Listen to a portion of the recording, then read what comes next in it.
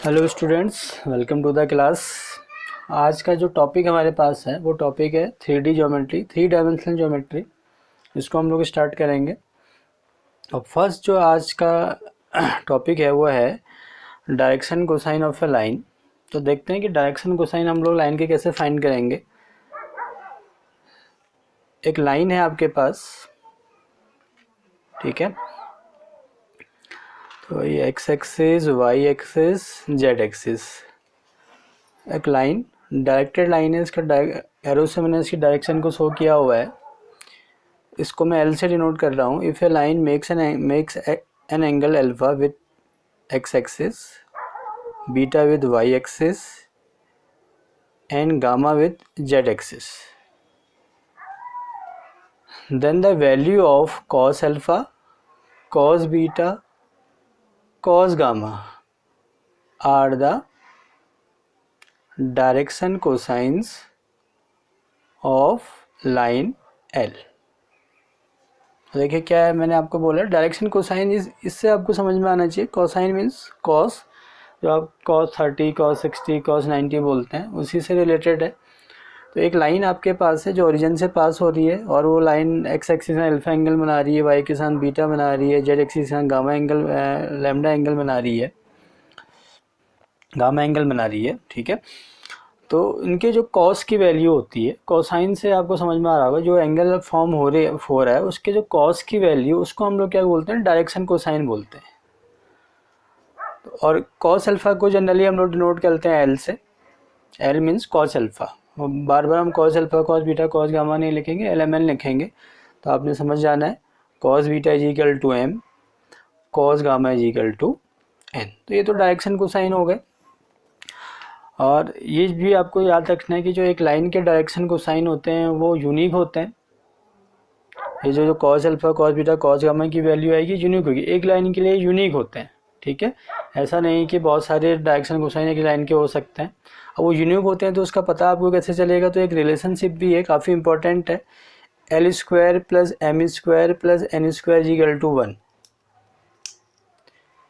ये direction cosine के बीच का एक रिलेशन है। इससे आप लोग वेरीफाई करेंगे कि अगर कोई डायरेक्शन कोसाइन आपके पास दिए हैं और आपको चेक करना है कि डायरेक्शन कोसाइन है या नहीं है, तो आप इस वाले रिलेशन से फाइंड करेंगे।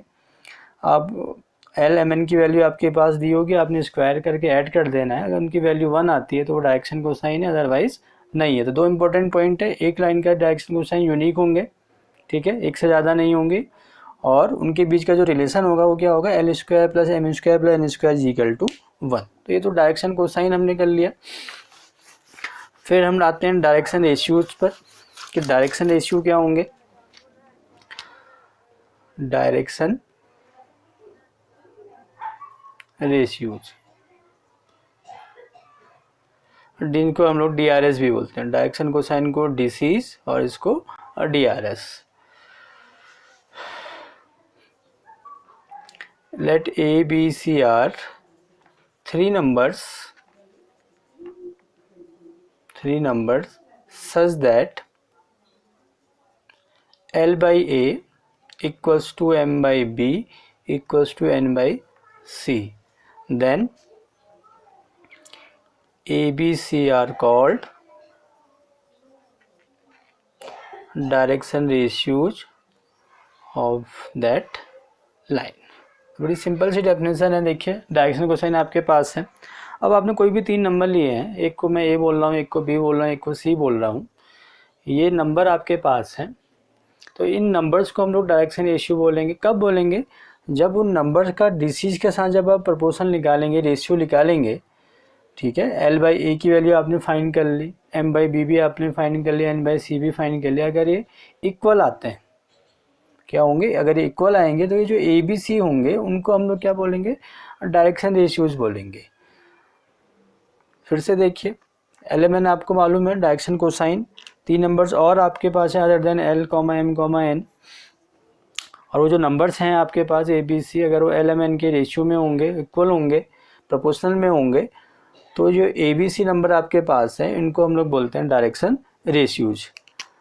अब क्या होगा, देखिए डायरेक्शन रेशियोज आपके पास है, डायरेक्शन कोसाइन आपने पढ़ लिया है, तो अगर इसको मैंने के बोल दिया, एल बाई ए की वैल्यू के आ रही है, एम बाई बी भी के आ रहा है, एन बाई सी भी के आ रहा है, तो एल इजिकल टू क्या हो जाएगा, देखिए ए के, एम इजिकल टू हो जाएगा बी के, एन इजिकल टू हो जाएगा C K. L square plus M square plus N square 1 होता है, तो यहाँ से आप के की वैल्यू निकालेंगे plus minus 1 by root A square plus B square plus C square, और के की वैल्यू आप वापस यहाँ पे रख देंगे तो एक रिलेशन मिल रहा है, देखिए काफ़ी इंपॉर्टेंट है। L is equal to A square plus B square plus C square, M is equal to plus minus B upon root A square plus B square plus C square, N is equal to plus minus C upon root A square plus B square plus C square. Element आपने find कर लिया। तो अगर direction ratios आपके पास हैं तो element आप इन फॉर्मूले से निकाल सकते हैं। इंपॉर्टेंट फॉर्मूला है, काफ़ी हम लोग यूज करेंगे इसको एक्सरसाइज में जब हम क्वेश्चन सॉल्व करेंगे। अब थोड़ा हम लोग आगे बढ़ते हैं। डीसीज आपने पढ़ लिया, डायरेक्शन कोसाइन आपने पढ़ लिया। अब अगर आपके पास एक ऐसी लाइन है जो 2 पॉइंट से पास हो रही है, तो पॉइंट P है यहाँ पे x1 y1 z1, x1 y1 z1, x2 y2 z2, ये आपके पास है पॉइंट Q। पॉइंट P और पॉइंट Q आपके पास दिया हुआ है, तो इनके जो DRS होते हैं वो DRS आपके पास होगा x2 minus x1, y2 minus y1, z2 minus z1, ये आपके पास DRS है। ठीक है, DRS आपके पास है, यानी कि A है, ये B है और ये C है, तो DRS आपके पास है। तो इससे पहले अभी हमने तो डायरेक्शन कोसाइन फाइंड करने का फॉर्मूला सीखा ही था, तो डायरेक्शन कोसाइन आप लोग निकाल सकते हैं। अब इसको देखिए, इसको ना मैं वेक्टर से कनेक्ट करता हूँ, और देखिए जब आप वेक्टर से इसको कनेक्ट कर लेंगे, ये डायरेक्शन रेशियो डायरेक्शन कोसाइन को वेक्टर से आप कनेक्ट करेंगे तो बहुत सारे फॉर्मूले आप लोग देखेंगे कि जो हम लोग वेक्टर में यूज़ करते हैं वो हम लोग 3D में भी यूज कर सकते हैं। 3D के फॉर्मूले हम लोग वेक्टर में भी यूज कर सकते हैं। तो अभी थोड़ी देर के लिए आप इसको छोड़ दीजिए, वेक्टर में आते हैं कि एक पॉइंट P है, एक पॉइंट Q है। अगर मैं PQ वेक्टर फाइंड करूं तो PQ वेक्टर की वैल्यू क्या आएगी, पोजीशन वेक्टर ऑफ Q मैंने पोजीशन वेक्टर ऑफ P, ये हमने वेक्टर में पढ़ा हुआ है। तो ये आएगा x2 minus x1 i, y2 minus y1 j, z2 minus z1 k। तो x2 minus x1, y2 minus y1, z2 minus z1, अभी हमने DRS बोला है। और वेक्टर फॉर्म में वेक्टर की इक्वेशन क्या आ रही है, वेक्टर क्या आ रहा है, PQ वेक्टर क्या फाइंड कर रहे हैं आप, x2 minus x1 i, y2 minus y1 j, z2 minus z1 k। तो इसका मतलब यह है कि अगर वेक्टर आपके पास इस फॉर्म में है, r equal to ai plus B J plus सी के फॉर्म में है, तो अगर आपको DRS निकालना होगा तो जो आई जे के कंपोनेंट होंगे, जिसको हम लोग स्केलर कंपोनेंट बोला था, अगर आपको याद आ रहा होगा, तो जो स्केलर कंपोनेंट है वही हमारे क्या होते हैं, DRS होते हैं।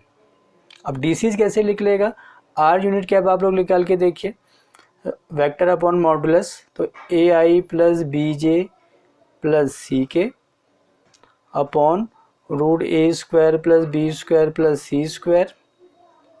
तो अब जब आप आई जे के कंपोनेंट निकालेंगे तो वो आपके क्या हो जाएंगे, DCs हो जाएंगे, a upon root A square plus B square plus C square, b upon a square b square c square आ जाएगा, और c upon a square plus B square plus C square.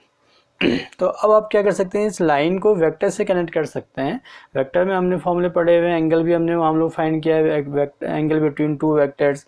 तो अगर आपको लाइन में आपको नहीं अगर अलग से फॉर्मूले याद करने हैं तो आप क्या कर सकते हैं, इसको वेक्टर फॉर्म में चेंज कर सकते हैं। आपने DRS निकाल दिया और आई जे के की जगह पर रख दीजिए, तो आपके पास वेक्टर की इक्वेशन आ गया। वो एंगल्स फाइंड करने के लिए बोल रहा था, एंगल के फॉर्मूला आपके पास है ही वहाँ पे। तो ये हम इस तरीके से इसको कनेक्ट कर सकते हैं। वेक्टर के फॉर्मूले हम लोग 3D में यूज कर सकते हैं, 3D के फॉर्मूले कहाँ पे यूज कर सकते हैं, वेक्टर में यूज कर सकते हैं। ये काफ़ी इंपॉर्टेंट है कनेक्शन। अगर ये सही सही आपके समझ में आ गया तो बहुत सारी फॉर्मूले आपके क्या हो जाएंगे, याद करने के लिए कम हो जाएंगे। अब थोड़ा और हम लोग आगे बढ़ते हैं। देखिए अब हम आते हैं equation of A line in space. Equation of A line in space.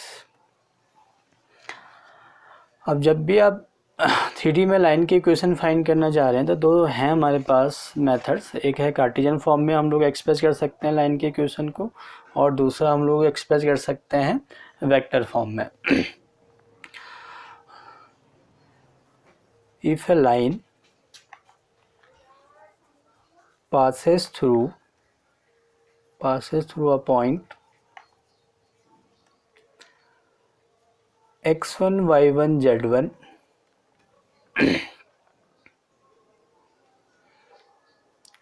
whose position vector is a। ये पोजिशन वेक्टर किसका है? जिस लाइन से वो पास, जिस पॉइंट से वो पास हो रहा है। If A line passes through a point x1 y1 z1 whose position vector is a. ये जो पॉइंट है x1 y1 z1, इसी का पोजिशन वेक्टर क्या है? ए वेक्टर है। यानी कि ए वेक्टर आप लोग कैसे एक्सप्रेस कर सकते हैं? X I cap plus Y J x1 I cap plus y1 J cap plus z1 K cap से, एंड इज पैरेलल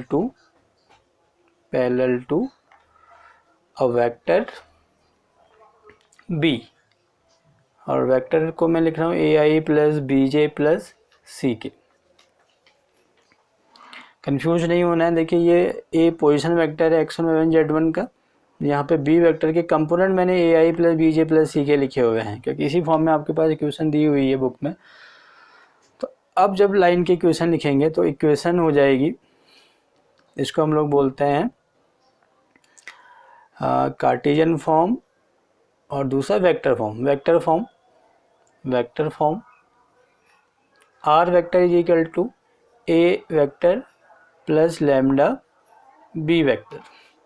ये वेक्टर फॉर्म है।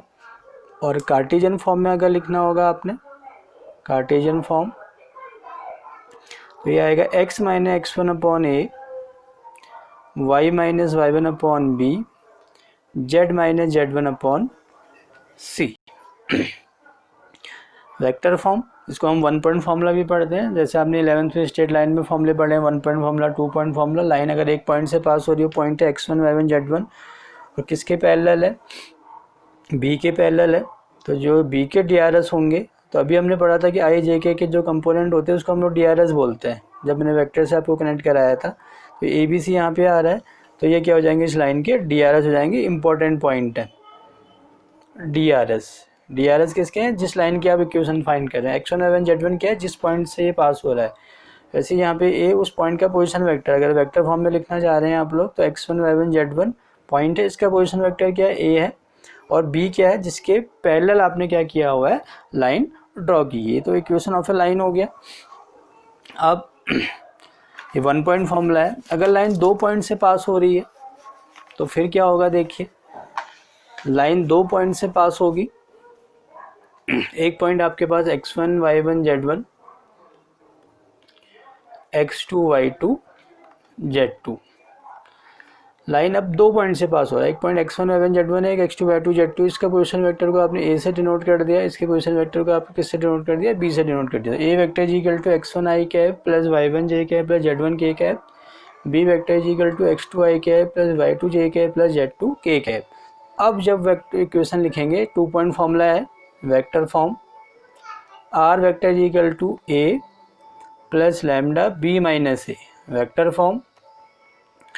और कार्टेशियन फॉर्म क्या हो जाएगा इसका? Cartesian form R vector Cartesian form हो जाएगा x minus x1 upon x2 minus x1, y minus y1 upon y2 minus y1, z minus z1 upon z2 minus z1। ये vector form और एक Cartesian 2 point formula. Line 2 point से अगर पास हो रहा है तो इस फॉर्मूले का आप लोग क्या कर सकते हैं? इसमें यूज कर सकते हैं। ये 2 इंपॉर्टेंट फॉर्मूले हैं लाइन में, और 2 ही हैं, ज़्यादा कुछ नहीं है इसमें। एंगल बिटवीन 2 लाइन्स अगर आपने फाइंड करना है, देखिए एंगल बिटवीन 2 लाइन्स आप लोग फाइंड कर रहे हैं। एक लाइन है जिसके DRS A1 B1 C1 है, और दूसरी लाइन है A2 B2 C2, उसके क्या है? डायरेक्शन रेशियोज है। सारी जो वर्किंग होनी है 3D में ये DRS पर ही बेस है। तो DRS आपको फाइंड करना आना चाहिए, ठीक है। लाइन की इक्वेशन भी अगर आपको दी हुई है तो DRS आप लोग फाइंड कर लीजिए। A1 B1 C1, दूसरी लाइन के DRS हैं A2 B2 C2। तो एंगल कैसे निकालते हैं, देखिए एंगल हो जाएगा cos theta equal to A1 A2 plus B1 B2 plus C1 C2 upon root A1 square plus B1 square plus C1 square, और यहाँ पे आ जाएगा A2 square plus B2 square plus C2 square. Mod में ले लीजिए, अगर negative में भी आ रहा है तो इसको आप क्या करेंगे, पॉजिटिव में कन्वर्ट कर लेंगे। एक्यूट एंगल को ये डिनोट कर रहा है। तो ये आपके पास एंगल बिटवीन टू लाइंस आ गया। और यही केस अगर डायरेक्शन आपके पास DRS ना हो, अगर DCs हो L1 M1 N1 गिवन हो, फिर क्या करेंगे हम, देखिए L2 M2 N2 होगा। तो जो एंगल का फॉर्मूला है वो आ जाएगा L1 L2 plus M1 M2 plus N1 N2। DRS के केस में एंगल इस फॉर्मूले से फाइंड करेंगे, DCs के केस में इस तरीके से आप लोग फॉर्मूला फाइंड करेंगे। दो कंडीशन भी हैं, इफ़ लाइन्स आर पैरेलल, तो क्या कंडीशन होगी, A1 by A2 B1 by B2 C1 by C2। और यही केस DRS में L1 बाई L2, DCs में M1 by M2 N1 by N2। Lines को आपने पैरेलल प्रूफ करना है तो आप DRS का रेशियो निकालेंगे, A1 अपॉन A2 निकालेंगे, फिर B1 अपॉन B2, फिर C1 अपॉन C2 निकालेंगे। अगर तीन के तीन इक्वल आ गए तो आप बोलेंगे कि लाइन्स पैरेलल है। सेम केस यहाँ पे है DCs के केस में। Second, if lines are perpendicular, फिर क्या कंडीशन आएगी, देखिए आपके पास अगर लाइन्स परपेंडिकुलर है A1 A2 plus B1 B2 plus C1 C2 equals to 0, और अगर DCs हैं आपके पास L1 L2 plus M1 M2 plus N1 N2 equal to 0। तो ये एंगल्स की बात हो गई। एक टॉपिक और है इसमें, 6 मार्क्स का क्वेश्चन पिछले साल तक पूछा जाता है, तो अभी भी इसके चांसेस हैं आने के। शॉर्टेज डिस्टेंस आपने फाइंड करनी है। देखिए शॉर्टेज डिस्टेंस हम लोग फाइंड कैसे करेंगे, shortest distance between two lines, shortage distance between two lines. अगर कोई लाइन स्पेस में है और वो इंटरसेक्ट कर रही है तो उसकी शॉर्टेज डिस्टेंस 0 होगी। अगर दोनों लाइन एक ही प्लेन पर लाई कर रही हैं, ठीक है, तो वो क्या करेंगे, या तो वो इंटरसेक्ट करेंगी या फिर वो लाइन्स क्या होंगी, पैरेलल होंगी। अगर वो लाइन इंटरसेक्ट कर रही है तो शॉर्टेज डिस्टेंस फाइंड करने की कोई ज़रूरत नहीं है, शॉर्टेज डिस्टेंस विल बी 0। एक लाइन ये है, एक लाइन ये है, तो क्या शॉर्टेज डिस्टेंस होगी, ये होगी। अगर ये लाइन इंटरसेक्ट नहीं कर रही है तो लाइन पैरेलल होंगी, तो अब जो उनकी शॉर्टेज डिस्टेंस होगी इनकी बीच की, वो परपेंडिकुलर डिस्टेंस हो जाएगी, perpendicular distance between two lines. ठीक है, तो ये हम लोग कर लेंगे। अब क्या होता है, देखिए इसमें कुछ लाइन ऐसी भी होती हैं जो ना इंटरसेक्ट करती हैं और ना पैरेलल होती हैं, तो ऐसी लाइंस को हम लोग बोलते हैं स्क्यू लाइंस। कैसी लाइंस हो जाएंगी, स्क्यू लाइंस हो जाएंगी। अब स्क्यू लाइंस क्या होती हैं, देखिए वो नॉन कोप्लेनर होती है। एक ही प्लेन पर अगर लाई करेगी तब तो या तो पैरेलल होगी या इंटरसेक्ट करेगी, दो ही केस है। अगर कोई लाइन ऐसे है कि वो इंटरसेक्ट भी नहीं कर रही है और पैरेलल भी नहीं है, इसका मतलब वो एक प्लेन पर लाई नहीं कर रही है, वो नॉन कोप्लेनर लाइन है। एक लाइन एक प्लेन में है, दूसरी लाइन दूसरी प्लेन पर है, वो इस टाइप का केस आ जाएगा आपको। देखिए ये लाइन ऐसे जा रही है, इंटरसेक्ट भी नहीं हो रही है, पैरेलल भी नहीं हो रही है, तो ऐसी लाइंस को हम लोग क्या बोलते हैं, स्क्यू लाइंस। तो यहाँ पे जो शॉर्टर डिस्टेंस हम लोग फाइंड कर रहे हैं वो स्क्यू लाइंस के बीच में फाइंड कर रहे हैं। एक लाइन है आपके पास R equal to A1 plus lambda B1, दूसरी लाइन है आपके पास A2 प्लस लैम्डा B2। तो शॉर्टेज डिस्टेंस कैसे हम लोग फाइंड करेंगे, A2 minus A1 dot B1 cross B2 mod B1 cross B2। ये शॉर्टेज डिस्टेंस का आपके पास फॉर्मूला है, इस फॉर्मूले से आप लोग फाइंड कर लेंगे। और अगर लाइन पैरेलल हो जाएंगी तो पैरेलल का मतलब ये हो गया कि वो स्क्यू लाइन्स है, कोप्लेनर लाइन से एक ही प्लेन पर लाई कर रही है। लैम्डा बी लिख दूंगा मैं यहाँ पे, R equal to A2 plus lambda B. ये अगर इस टाइप फॉर्म में लाइन दी हुई है आपके पास तो मतलब लाइन्स पैरेलल हैं, दोनों के DC से DRS का रेशियो सेम होगा।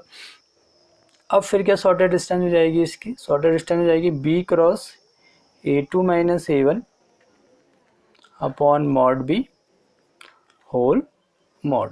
तो ये जो शॉर्टेज डिस्टेंस का फॉर्मूला लेके आई स्क्यू लाइन से, नॉन कोप्लेनर लाइन से, और यहाँ पे जो हमने शॉर्टेज डिस्टेंस फाइंड किए वो कोप्लेनर है, एक ही प्लेन पे लाई करती है, पैरेलल है, एक ही प्लेन पे लाई करती है। अभी मैंने बोला था कि या तो पैरेलल होंगे या इंटरसेक्ट करेंगे, इंटरसेक्ट करेंगे तो शॉर्टेज डिस्टेंस 0, तो पैरेलल वाला केस ये है, शॉर्टेज इंटरसेक्ट वाला केस तो 0 होता ही है। तो ये शॉर्टेज डिस्टेंस के दो इम्पोर्टेंट फॉर्मूले आ गए। तो आज के वीडियो में हम लोग इतना ही देखते हैं, बाकी फिर हम लोग नेक्स्ट वीडियो में डिस्कस करेंगे। Thank you.